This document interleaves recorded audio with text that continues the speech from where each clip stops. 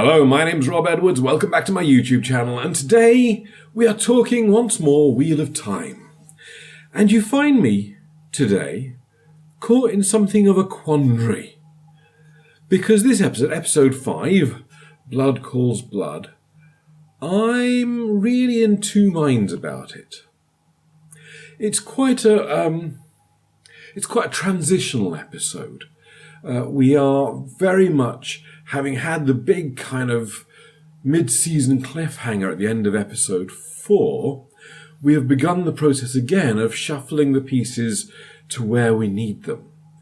And it meant this episode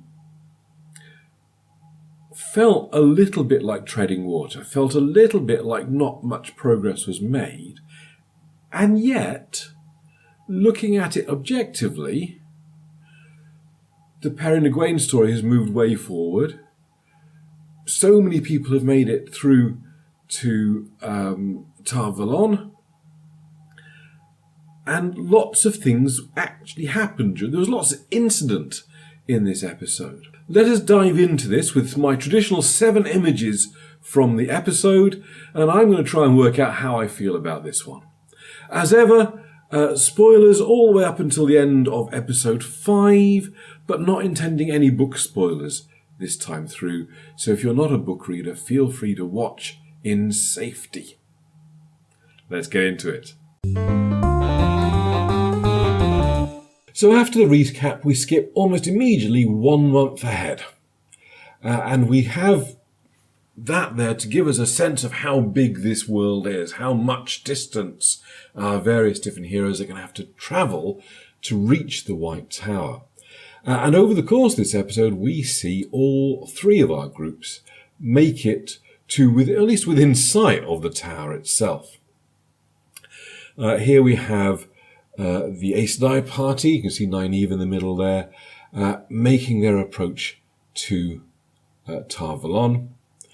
And we get this scene repeated for the 3 different groups. Most interesting thing we had probably was Rand's comment on seeing Dragonmount behind Tar Valon, suggesting that somehow he recognised the mountain, which is odd. We do have a rather nice thing which was pointed out in another video I watched about the stone that Rand stands next to with all the writing, all the scribbles on it. That is very definitely a book reference, which I will not spoil, but it too made my heart glad to see it when I noticed it. Thanks to Daniel Green for pointing that one out. One thing I did think was a little bit peculiar. If all roads lead to Tar Valon, that's not how roads work, but if they do, then it seems a bit odd for them to be travelling along a mud track here to reach the city. I do feel that certainly in the environs of the White Tower, the roads would be a little bit more kept, is my feeling on that. This may just be a budget thing. They've scouted a location they liked. They didn't have a road there and they weren't going to build a road. I suppose that makes sense. But it does give a kind of sense of almost having Tar Valon stuck in the wilderness almost as much as the Two Rivers was, which is an odd note, but an important one. Through the transition, we do see that Stepin is still leading Karini's horse with 1 boot, bizarrely, on it. Actually, presumably the other boot's on the other side of the horse. But it just looks like 1 boot, which is just a bit of a weird note. But then we get into Tar Valon, and I have to say it's a really impressive set, a really impressive scene. Lots of action, lots of colour, lots of different cultures represented across the board. A camel at one point, very exciting. And I like that. It gives... Was this the same set as Shadar Logoth, but just redressed to make it a little bit more cheerful? They looked quite similar, particularly we had a shot later on in the episode where sort of dawn came up and it was sort of dark and it was rising into the light. Probably a metaphor, I would imagine. And that looked because the street was empty at the time, it looked very Shadar Logothy. how could I not have one of my 7 images be that of Loyal, the friendly ogier that Rand meets in the inn's little library that it has here. And I have to say that the makeup and hair, it's not perfect. It does strike my eye as a little bit odd.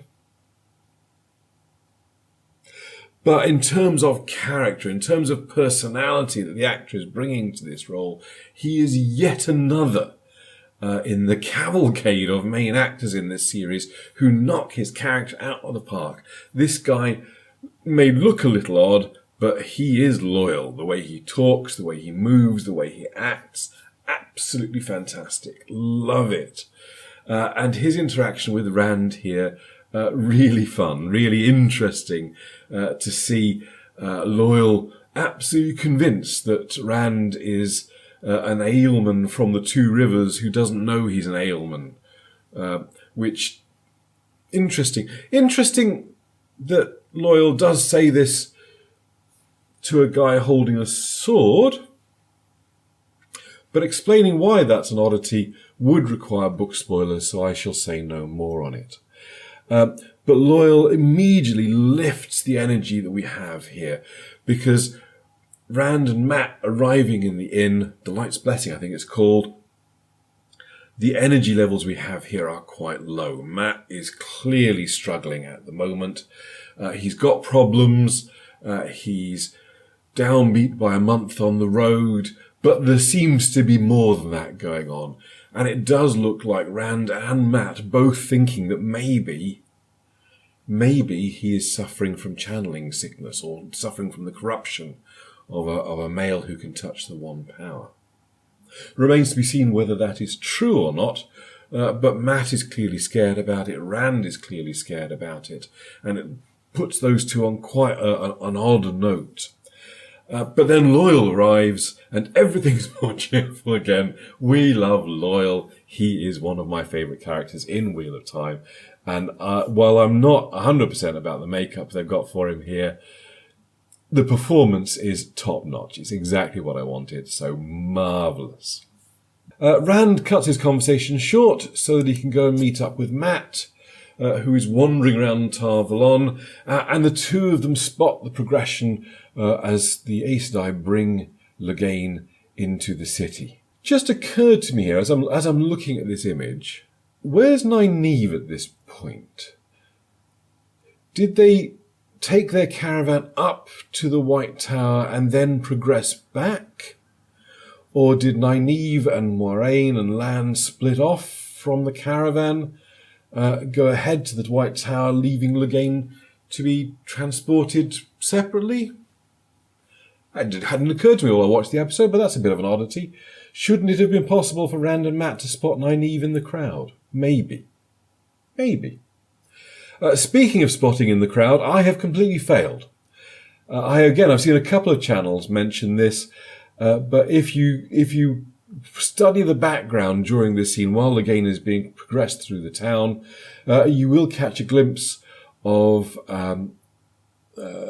the peddler Pattern Fane from the Two Rivers in the background. I didn't notice him on my first watch, and I didn't notice him on my second watch when I was looking for him. So clearly I got distracted by the pageantry along the way. But interesting that he's there. Interesting that the way he looks because I have seen sort of images of this, the way he looks, the way he moves, suggests there is another small change to the way the books handle Pattern Fane's character at this stage of the story. So it'd be interesting to see when or if another confrontation comes to a head there, and what Pattern Fane will be like then. But we do, as I said, get this interesting scene where Mat and Rand are kind of promising each other that if they end up like Loghain, well, they won't let that happen. And clearly, Mat and Rand convinced that Mat can channel. We don't see Nynaeve here in the procession, but later on in the episode, Nynaeve does find her way courtesy of our new friend Loyal, does find her way to Rand and Matt, and immediately sees that Matt is in a bad way, and she's determined, as we would expect for Nynaeve, to be able to heal him. A couple of interesting things here. One, I've seen a few people reacting to this show or doing reviews of this show, talking about how there must have been a scene off screen where Rand described the person that he's looking for to Loyal. And I'm not sure that's true. We actually get two scenes setting up this meeting. I think it's actually pretty much in camera, essentially. We get Liandrin saying to Nynaeve, go that way to get to the library and through that into the gardens. The persimmons are in season, yum. Liandrin, weird. But we also get Rand talking about looking for a girl, or possibly a woman now, from the Two Rivers. And it is clear that Loyal has studied cultures and what to expect. And if he was up at the White Tower, wandering around in the gardens there, at the same time that Nynaeve was wandering around the gardens there, Nynaeve with a very distinctive Two Rivers braid, not the only culture that used braids, of course, but quite a distinctive look to the way she dresses and the way she carries herself, I suspect, that Loyal was able to go to her and say, you don't happen to know Rand al'Thor, do you? And that may well have been enough to get the two into place. And we are beginning to see the groups kind of coming together again, which is very exciting.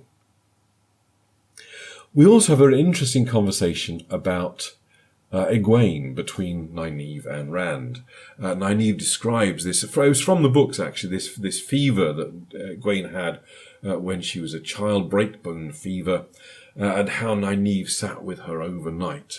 I have something which could be considered to be a book spoiler. I don't really want to spoil anything for anyone. It doesn't really, I don't feel it spoils anything, but if you're super wary about book spoilers of any kind, I'll hold my hand up, and when I put it down, I've stopped saying the thing I'm going to say, which is about what happens in the book. So this is going up, and when it comes down again, then so it goes up, right?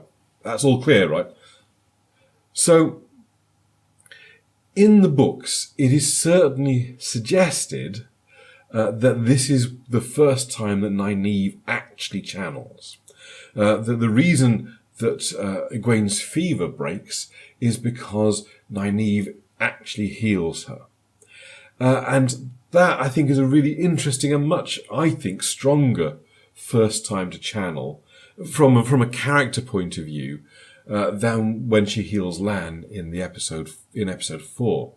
I think the healing of Lan in episode 4 is great and great TV, but in terms of Nynaeve's character, it makes more sense for her to be angry about not being able to help the people of her village, specifically Egwene, who she clearly cares about so much. And that could well have been the first time that Nynaeve still channeled, but it's not said in the show. So we're back spoiler-free again. That's pretty much where we end Rand and Matt's storyline, at least for this episode, and sadly the last time we see Loyal for this episode as well. So let us shift over to Perrin and Egwene. They got really close. They got really close to within sight of Tar Valon before the White Cloaks found them, and despite the Tinkers trying their best to do peaceful resistance, it wasn't enough. The White Cloaks get hold of Perrin and Egwene. Eamon Valda, Child Valda, recognises Perrin and Egwene from when they encounter them outside of the Two Rivers, and he is suspicious. He believes that the light has put this woman in his path again for a reason, and he is convinced that Egwene can channel. A really interesting kind of back and forth here. Valda, again, doing his absolute utmost to make himself completely detestable, and again, brilliant work by the actor in this role, and the script as well, of course, but the actor here really doing the business, and it is so intimidating. And Egwene standing up to him, being really kind of forthright and unbreakable, as Nynaeve puts it. one thing, again, I've watched a few reviews of this episode before doing my thing, and a few people found it odd that Child Valda knows that proper Aes Sedai cannot lie. That maybe there's some indication of respect for the Aes Sedai in that they can't lie.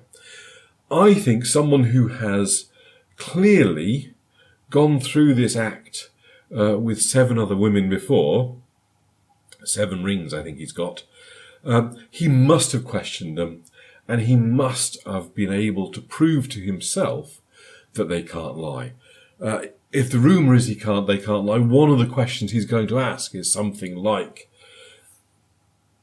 tell me I'm not holding a knife, and I will not I will set you free. All you have to do is tell me that I haven't got a knife to your throat. And the Aes Sedai can't tell him that because she can't lie, and that would be enough confirmation, I think, for Child Valda to not be doing this out of respect, but doing this out of knowledge, out of experience of what Aes Sedai are really like and how they interact with the world. Anyway, so he does that, the wonderful prisoner's dilemma thing, a bit of a cliche, but still quite a good one, saying essentially, if you channel, I'll let the boy go. If you don't, I'll let you go. But in either case, the other one gets killed. And goes and cuts Perrin. And this is where we see the first flash of Perrin's golden eyes. And this, again, is something very directly taken from the books, a very important part of his character in the books. And I was very glad to see that we are doing it. I will be curious to see how much of the golden eyes we see going forwards from here. I hope it's lots. Certainly showing more of Perrin's connection with the wolves in this episode. The wolves showing up to sort of cover Perrin and Egwene's escape at the end of the episode. Clearly an important thing going on here. We do get some payoff for the whole Perrin having killed his wife thing, which I'm glad to see. I'm glad that got brought up again. And I'm glad that it was in the circumstance it was, that Egwene knows this secret now. And I think Egwene's going to respect that confidence going forward. That would seem to be in character for her. But I think it does hopefully start Perrin, the first step anyway, on the path to self-forgiveness. We'll see. But certainly Egwene saying, look, it is not your fault. It's not, you can't blame yourself for this, even though clearly he does. And clearly, on one level, I think he probably still can. So that is, I think, 6 of my 7 images. And you see, this is my dilemma about this episode. A lot of time was spent in this episode on the step-in story. And it was great. It was powerful stuff, amazing acting, particularly in this last scene here, where Lan is mourning for his fallen comrade, for his fallen friend, Stepin. And the reaction that we get from Moiraine and Lan and the water bond between them kind of produce this sort of feedback loop, making Lan more and more upset to the point where he's literally tearing his shirt off at the end. Perhaps a little over the top, but still, I think there is a feedback loop going on here, and it is great. It's all good. It's all amazing. I love to see it. The acting was great. The storyline had emotional weight to it, but it's not in the book. It's not in the book, and I have no objections to the changes. I have no objections to changes being made from the book. I keep saying this. My one regret, really, is that we're having to cut out so much to be able to fit this into the 8 episodes the show has got, to then be adding in large chunks of stuff we didn't see, even if they are great.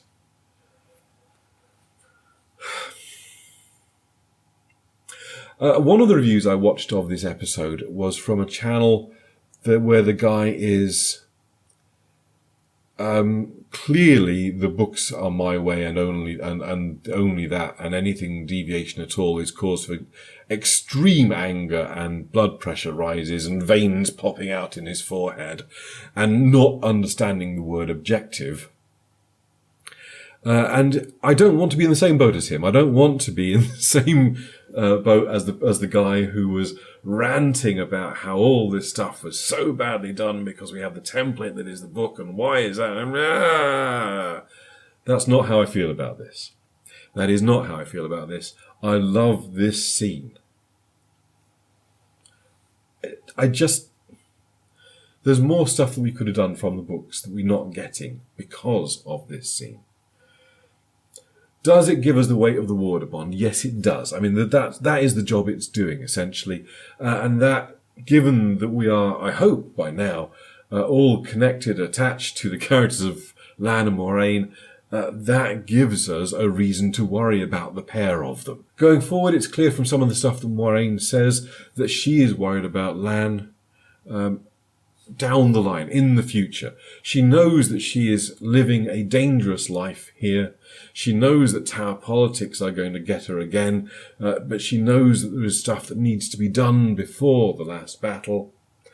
And she knows that there is a risk to her life. And she is worried what that might mean for Lan going forwards. And I think that is the point of this story. That is what the impact it has on our characters. A couple of extra thoughts just about this kind of the White Tower part of the plot line here. Firstly, interesting again, the Tower politics raising their head there, because of budget reasons, felt a little small. The White Tower should feel bigger than this. I mean, it feels like 3 corridors and 2 rooms, essentially. And of course that's a budget thing. Of course it is a TV show thing. But I just wish we had a little bit more sense of scope to the White Tower. It is the tallest building in the whole of the Westlands. It is the most significant building in all of the Westlands, apparently. And it just feels a bit small so far. Maybe next episode, because we're still in the White Tower, there's still going to be more. The Armelin seats coming back from Camelin. Presumably, we are going to see more of the White Tower, so maybe we'll get a bit more of the scope from that. The other thing which I thought was quite interesting about this particular scene, actually, is that we do have Nynaeve in it. So after seeing Mat and Rand in town, she has come back to the White Tower. You kind of almost think that she would just stay away, having escaped from Moiraine. Then maybe she wouldn't want to go back. But I guess she's under the assumption that her best chance of finding Egwene and Perrin are using Moiraine to do so. So I guess that's why she goes back. Because I can't think any other reason that she would.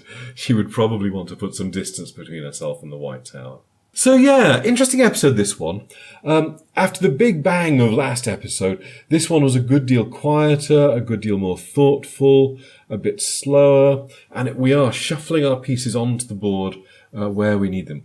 Shuffling our stones onto the board, Wheel of Time reference, onto the board for where we need them. We have only 3 episodes left, and still got quite a lot of ground to cover in the book. I am hoping that the pace picks up again come Friday, and I am still very much looking forward to it. I am curious what you guys think of this episode. I'm super happy with all the engagement I got last time round. If you have thoughts, you have comments about my review, feel free to leave them down in the comment section. Throw up a like. I hate saying please subscribe, but apparently that's what you do on YouTube, and I do want more people to be able to see what I do, so please subscribe. Meh. I'm rubbish at call to actions. But until the next time, thanks very much for watching, and I'll catch you later. Cheers.